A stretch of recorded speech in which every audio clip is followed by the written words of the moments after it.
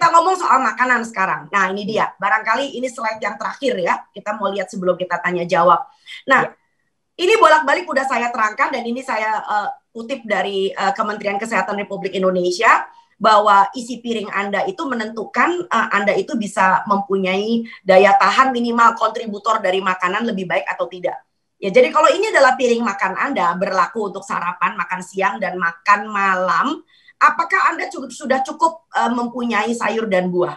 Bahkan sayur dan buah itu merajai separuh piring Anda loh. Terutama sayurnya 2 kali lipat daripada buahnya.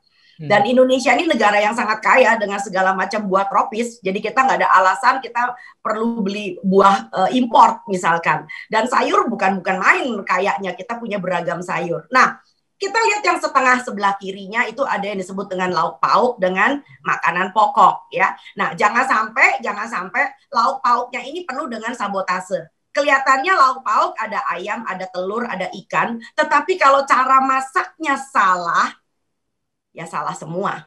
Misal nih, kita pecinta ikan, ikannya digoreng. Yang tadinya omega 3-nya baik melindungi saya, lalu omega 3-nya berubah karena proses penggorengan menjadi trans fat. Malah merugikan saya, malah punya risiko dengan penyakit jantung dan pembuluh darah di kemudian hari memang. Dan orang-orang yang mempunyai komorbid seperti penyakit jantung dan pembuluh darah, apalagi pengentalan darah, itu adalah kayak menggelar karpet merah untuk COVID-19. Ya, karena yang kita takutkan juga adalah pengentalan darah ini yang salah satu menyebabkan kematian. Ya, di mana pembuluh darahnya lalu kemudian tidak lagi bisa dipertahankan aliran darah yang benar, yang adekuat.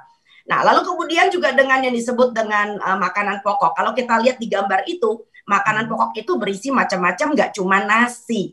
Dan usahakan pun nasinya bukan rafinasi.